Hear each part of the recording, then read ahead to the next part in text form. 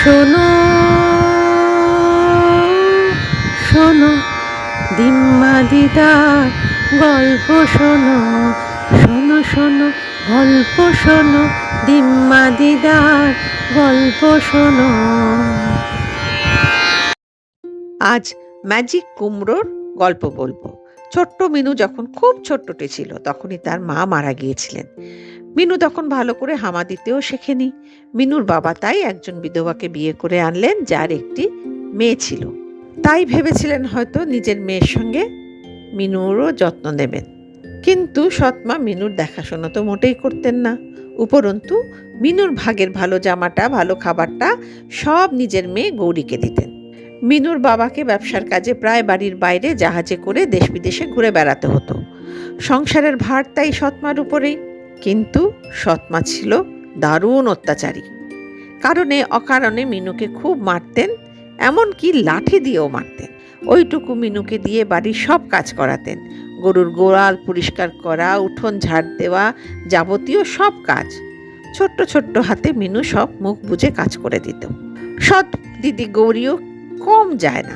বাবা মিনুর জন্য দেশ বিদেশ থেকে সুন্দর সুন্দর জামা কাপড়, পুতুল, খেলনা সব এনে দিত। একই রকম গৌরীকেও এনে দিতেন। কিন্তু বাবা যেই ব্যবসার কাজে বাইরে চলে যেতেন অমনি মিনুর কাছ থেকে সব খেলনা, জামা কাপড় গৌরী কেড়ে নিত আর মিথ্যে মিথ্যে মিনুর নামে মায়ের কাছে গিয়ে লাগাতো। আর সৎ মাও মিনুকে খুব মারত। এইভাবে দুঃখী মিনু আস্তে আস্তে বড় হতে লাগলো। একবার মিনুর বাবা অনেক দিনের জন্য জাহাজ নিয়ে বিদেশে ব্যবসা করতে গেলেন। বাবা চলে গেলে মিনুর খুব কান্না পেত। বাবা বাড়িতে থাকলে সৎ মা বা দিদি অত অত্যাচার করতে পারতো না। কিন্তু একদিন খবর এলো মিনুর বাবার জাহাজ ডুবে গেছে, আর সেই জাহাজে যতজন ছিলেন তারা কেউ আর বেঁচে নেই। মিনু তো কাঁদতে কাঁদতে কাঁদতে কাঁদতে খুব দুঃখী হয়ে গেল।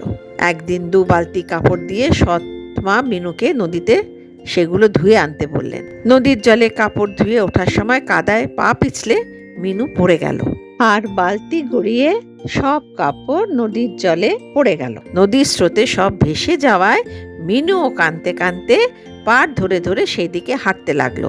খালি হাতে বাড়ি ফিরলে তো আর রক্ষে নেই, সৎমা তাহলে মেরেই ফেলবে।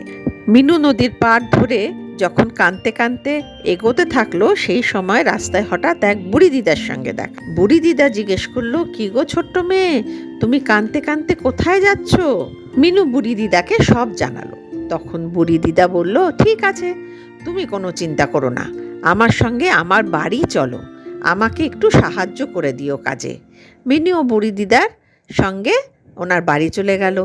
বুড়ি দিদা মিনুকে ঘরের কাজ বুঝিয়ে মিনুর ভেসে যাওয়া কাপড়গুলো আনার জন্য বেরিয়ে গেল।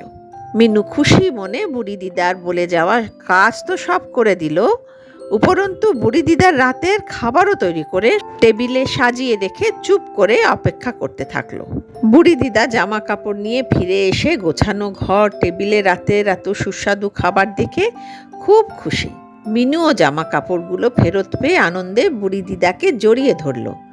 বুড়ি দিদা মিনুকে আদর করে একটা ছোট একটা বড় কুমড়ো দেখিয়ে বলল, দেখো যেটা পছন্দ নিয়ে নাও।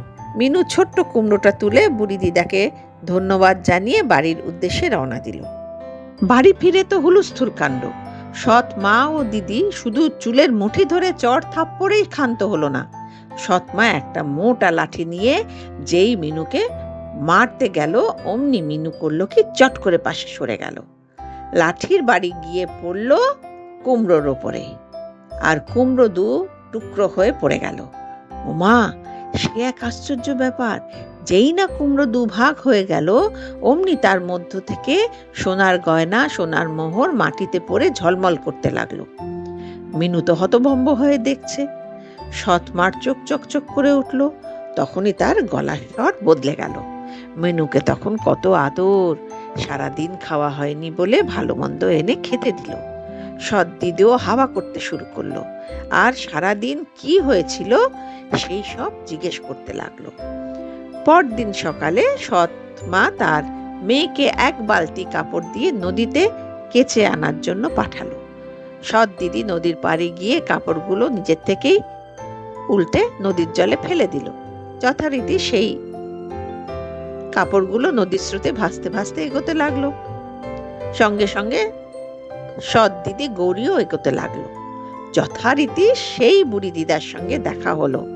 সৎ বোন তখন চোখ কচলে মিথ্যে মিথ্যে কান্নার ভান করতে লাগলো। বুড়ি দিদাও বাড়ি গিয়ে ওকে সব কাজ বুঝিয়ে বলল, তুমি কাজগুলো করো, আমি এক্ষুনি তোমার কাপড়গুলো নিয়ে আসছি। সৎ দিদি গৌরী কাজ তো কিছুই জানতো না, বাড়িতে তো সে কোনোদিন কোনো কাজই করেনি, তাই এখানে আবার কি কাজ করবে? কোনো কাজ না করে চুপ করে বসে থাকলো।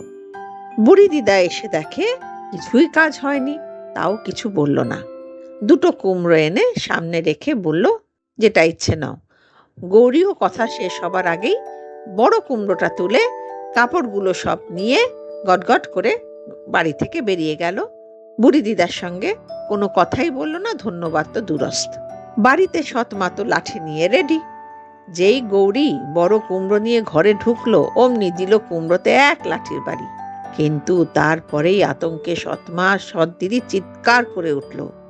মিনুও সেটা শুনে দৌড়ে এসে দেখে কুমড়োর ভেতর থেকে সব বিচ্ছিরি সাপ ব্যাঙ বিছে কিলবিল করে বেরিয়ে আসছে।